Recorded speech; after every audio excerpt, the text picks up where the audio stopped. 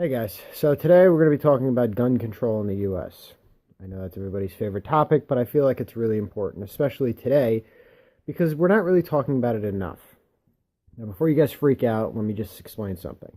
I do not know if gun control will completely solve all the problems in the world.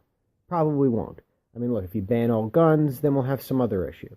However, I do believe that it's important that we talk about it, especially today. Now, I'm going to break it down into the two most recent gun tragedies that took place.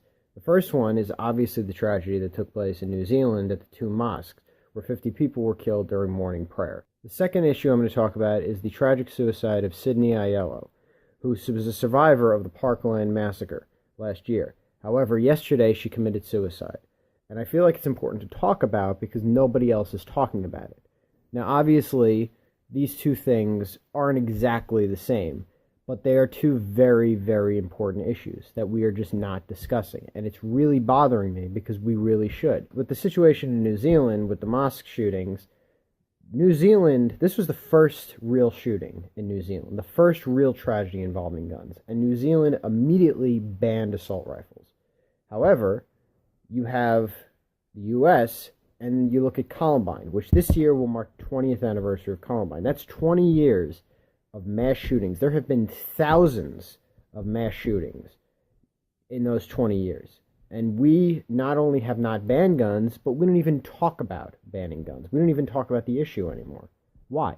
Why do we not discuss this issue?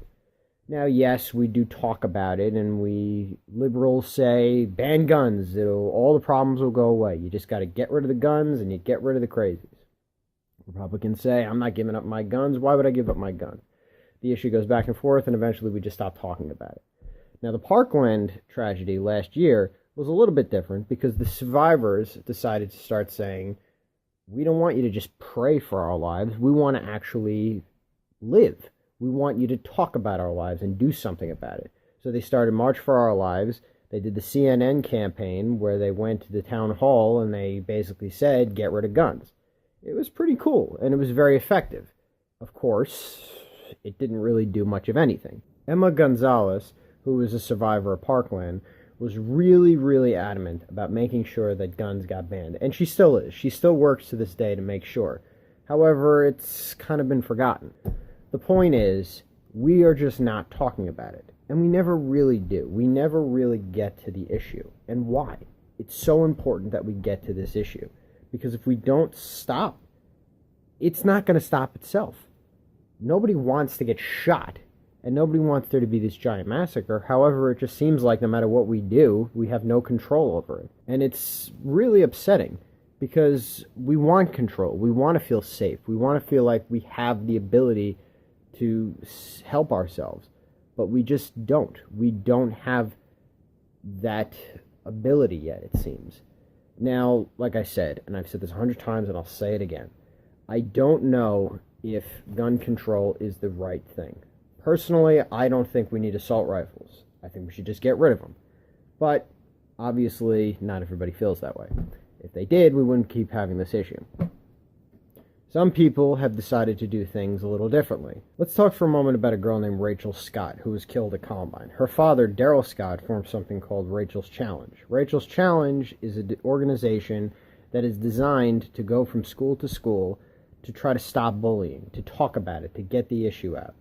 They're not saying that bullying causes mass shootings, but they're saying that bullying causes issues. It's a terrible thing, and it needs to be discussed. Like everything else in the world, the only way to truly deal with something is to talk about it face to face. And I feel like it's really bothersome, to me especially, because I went to high school. I dealt with these issues. When I was in Massapequa High School, a kid I knew threatened to shoot up the school. Now, of course, that didn't happen, and he was just being an asshole, but it was scary nonetheless, because it was potentially a real thing. It really happens a lot. And it's terrible that in this day and age, after all these shootings, we still can't do anything about it. I don't know what the right answer is, but I know we have to start talking about it. We have to start discussing these issues. Both sides need to come together, which I know is impossible, especially in this day and age, but this is an important issue because it's literally a matter of life and death. It's not the Republicans or the Democrats. It's living and dying, the two most important things in the world. So I'm not saying I have all the answers, because I don't. But I am saying that I hope, at least with this vlog, that I can get people thinking. I can get it out there, because it needs to be discussed. It needs to be talked about. We need to be discussing these things. Now, there's so many pieces to it that I don't even know where to start. So hopefully people much better and smarter than me will start that discussion. Who knows? I don't think that this particular vlog will be able to begin that discussion, but hopefully it'll push us in the right direction. And it'll push us to want to try to better ourselves. I'm Mike, and thanks for listening.